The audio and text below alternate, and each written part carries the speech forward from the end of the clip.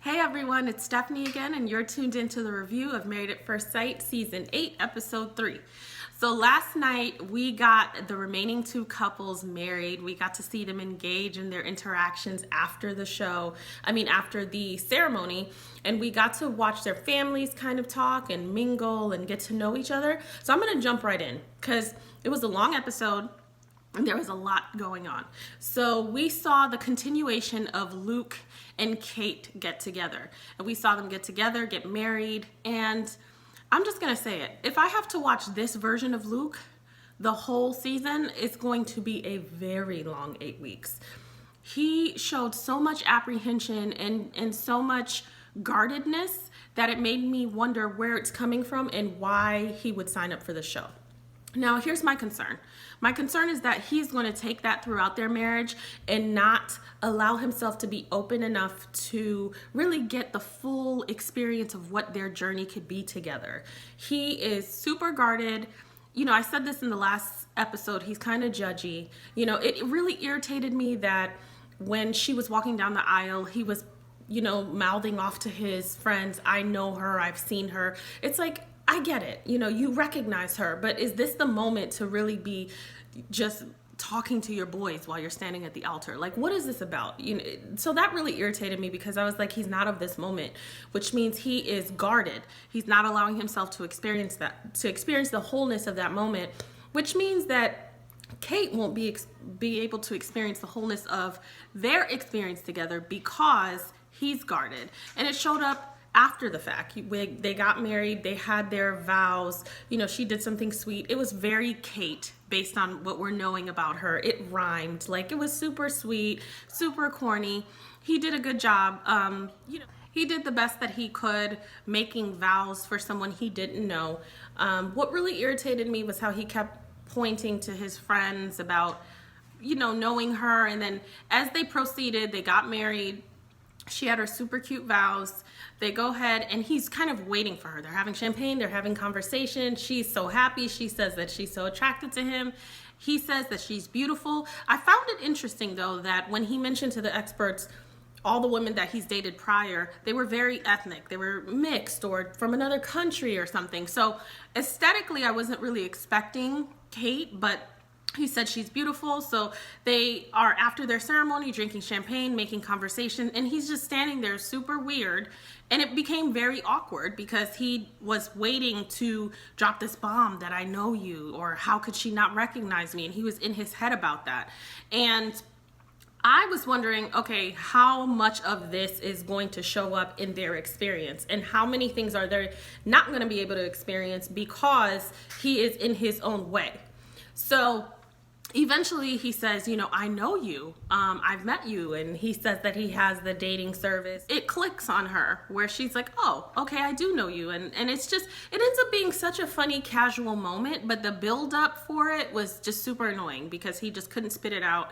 I know that there's probably some editing that makes it look a little bit longer than maybe it was, but it was just irritating to me because I see two opposites right now. I see someone in Kate who is willing to just kind of jump all in and is so warm. And then I see Luke who is very aloof and standoffish and guarded. And why are you here?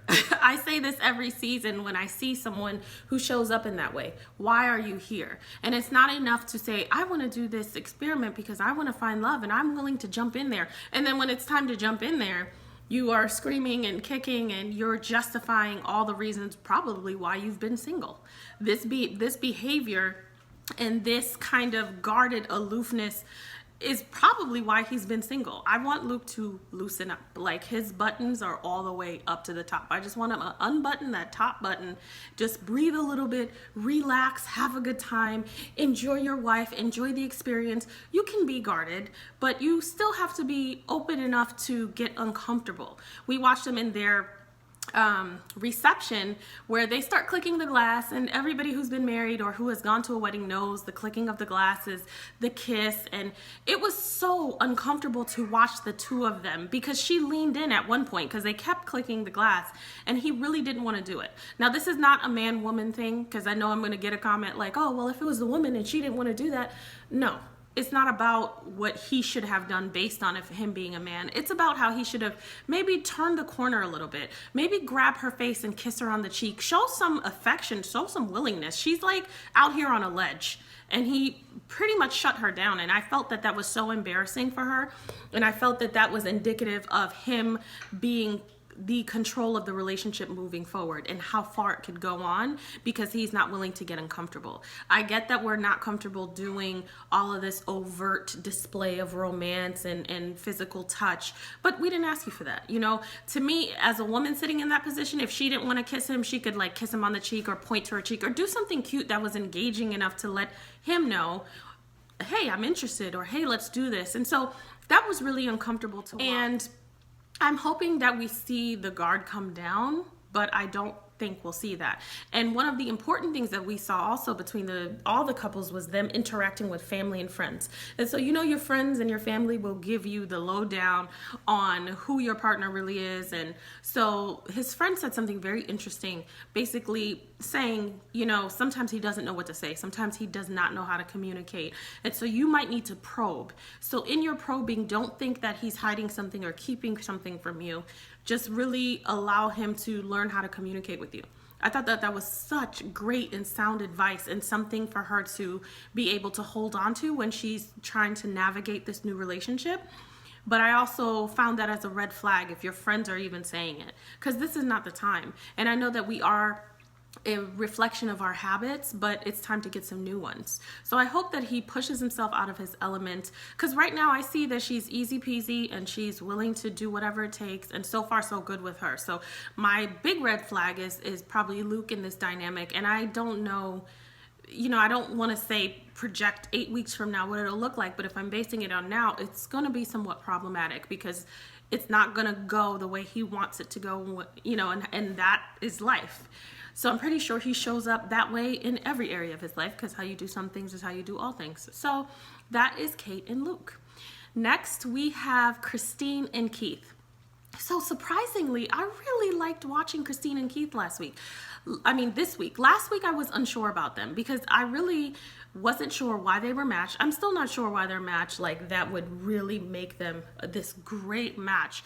But they seem very endearing. They seem very warm. I really enjoyed watching them. They seem like a great couple. She didn't come off as this little princess and, you know, entitled as she did kind of in the first couple of episodes. She came off very warm, very fun.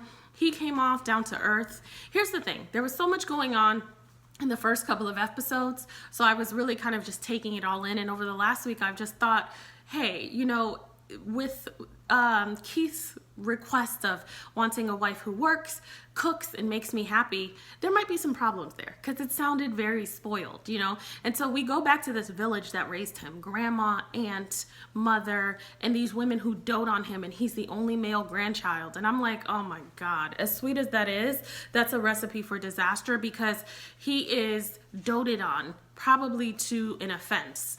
And so, you know, little does Queen Kristine know she's married to King Keith, because he doesn't really know how not to make it about himself. We see that when he's talking, and I'm jumping around, but when he's talking to her father and her brother towards the end, and they're basically doing what a father and brother does. Like, we couldn't size you up because of this experiment. We couldn't size you up like we would have and vetted you. So now we're doing that. Make sure our girl is happy. Make sure she's taken care of. And he had the audacity to say, what about my happiness? That, in that moment, I was yelling. In that moment, that let me know how spoiled he truly is, and probably how somewhat self-centered. And I'm not even just trying to throw jabs, but just when it's all about you, you don't know how to make it not about you, because he couldn't realize that A, he shouldn't have said that, but B, that was not the time to say it. And I'm so glad his brother was like, your feelings don't matter here. Because really, when you meet someone's loved ones, especially in this capacity, we, especially as, you know, protective men, are giving you our daughter and sister. I'm not concerned about your feelings. I want to make sure that she's safe. And so when he said, what about my happiness? I couldn't, you know, I was like, wow, he really doesn't have a clue. You know, he might have some great qualities and a nice guy, but he has to understand that he's expecting his new wife to come, basically like buy the table, cook on the table, feed him, you know, do all of these things. And he's not realizing that his table isn't really set. You know, yes, it's admirable that you lived at home so you can go to school, but you're not coming in the game super together. And so you have to be flexible and aware of your shortcomings. And I just hope he can do that. They had a really good vibe. They really did. They talked about things. You could tell they're very attracted to each other. And they talked about how if she cooks, then he cleans, and he doesn't know how to cook, and all this cute conversation. But it kept coming back to, you know, what he's expecting out of the marriage. She said something like, I'm expecting that if I'm doing this, then you're going to do that. But he really just comes from this unit that's probably super loving and great in some ways, but limiting in others. And so I hope that they have a dynamic, or they're able to create a dynamic that gives them room to grow and step into the reality that they together are now each other's focus and not themselves, because they both, you know, if we're looking at the production of how they're presented, they're both kind of, you know, all about me. And now it's, you know, if there's anything marriage is, it's not all about me, it's all about us. So that is Kristine and Keith. I thought that they had a good time at their ceremony, and they had a great time at their their reception, and they had really good chemistry. Like, the photographer didn't have to tell them to do anything. It was like a couple who knew each other. Obviously, they're very attracted to each other, so they had a really good time. So I'm cautiously optimistic with Kristine and Keith. So that's them. Next, we have AJ and Stephanie. AJ and Stephanie, once again, they had great chemistry. We saw them get married last week. We see them interact with the family and friends. I don't have much to say about them because I'm not really feeling them. And it's not that I have anything against them. I just feel like they will be better off as friends, because I don't see a couple's chemistry from them at all. It's something about it that doesn't make sense for me. And this is just from my view, you know, from my external view, just like we're all watching it, we can see a couple who has great chemistry. We see Keith and Kristine, and we're like, wow, we can pick up on the fact that they're super attracted to each other. AJ and Stephanie, they're making it appear like they are. They're making it appear like they just can't wait to get into it, and you know, who knows what's gonna happen the first night. I get this like best friend vibe from them. Like, maybe they could have met on a blind date. It didn't work out, but they have so much in common and they have so much fun that they end up being besties. I don't get a couple's chemistry from them. But so far so good. You know, he meets their parents and he's very loving to the parents, and the dad was very like, you know, typical dad, like making sure that he's in it for the right reason and trying to feel him out. You know, he meets some of her friends, she meets some of his friends, his family, and all is well with the two of them. Time will tell what really develops between the two of them, because off the bat, I'm not feeling it for whatever reason. I just don't get that. They might make sense on paper, but you know, relationships are off of paper. They're not on paper. So we'll see as the coming weeks roll around. And certainly, last but not least, we have Jasmine and Will. So Jasmine and Will, they're my favorites. I'll say they're my favorites from the last two episodes. They had the most natural chemistry. I was kind of worried about Keith and Kristine, but they're my runner-ups. You know, Kate and Luke, I really want to work out because I think they can, but you know, I feel like Luke holds the cards right now to how far they can go. But Jasmine and Will, I think I was reading everyone's comments. They all, across the board, all of you guys agree that they have the most seamless dynamic. And we can really see them as a couple. You know, sometimes they say when you're a couple, you start to look alike. You've been together so long, and you know, they kind of already have fallen into that. You know, they went to the same historically Black college.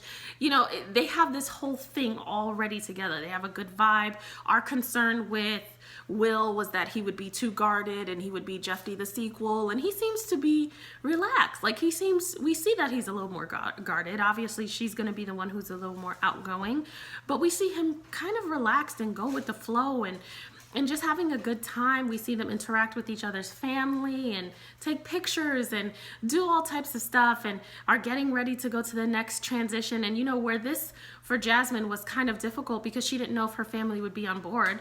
And even if they are still guarded, they are supporting her. You see that they have a very strong family unit on both sides.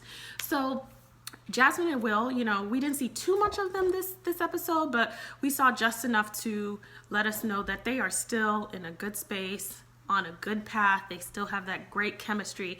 You know, they laughed because Will can't dance, and so Jasmine just took him around the dance floor. We saw all of that, and it was just, they're very easy to watch, and they have a really, really good natural vibe and aesthetic. So I'm interested to see how things develop. I hope they continue to develop as we all are hoping. And that's it. So please let me know what you thought. Don't forget to click the subscribe button and the notifications so that you can get notified when these videos pop up. Don't forget to comment, and I will talk to you guys next week. Everyone have a great week.